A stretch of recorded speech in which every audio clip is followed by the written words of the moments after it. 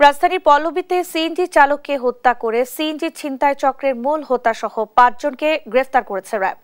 র্যাবের ৪-এর একটি দল গতকাল রাজধানী সহ বিভিন্ন জায়গায় অভিযান চালিয়ে তাদের গ্রেফতার ও সিএনজি উদ্ধার করে।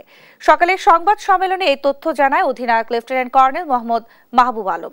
এ সময় তিনি জানান ৬ থেকে ৭ জনের একটি গ্রুপ সিএনজি ছিনতাইয়ের পরিকল্পনা করে ১৫ মে সন্ধ্যায় যাত্রী সেজে শ্যামলী থেকে সিএনজিতে উঠে পড়ে।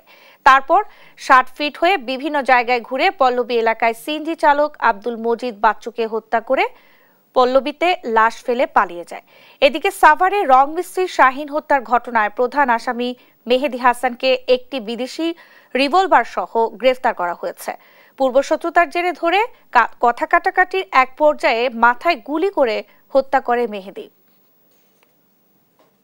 র্যাব সদর দপ্তর ইন্টেলিজেন্স উইং এর সহায়তায় এই ঘটনার সাথে সম্পৃক্ত কয়েকজনকে ঢাকা, কুমিল্লা এবং ব্রাহ্মণবাড়িয়ায় অবস্থান করছে এ ধরনের তথ্য পাই। এই তথ্য পাওয়ার পরে গতকালকে রাতে আমাদের র্যাব 9, র্যাব 4 এবং ঢাকা ইন্টেলিজেন্স উইং এর টিম আমরা বিভিন্ন স্থানে অভিযান চালায়ে এই ঘটনার সাথে সম্পৃক্ত ৫ জনকে ছিনতাইকৃত যে সিএনজি সেটি সহ উদ্ধার করতে সক্ষম হই।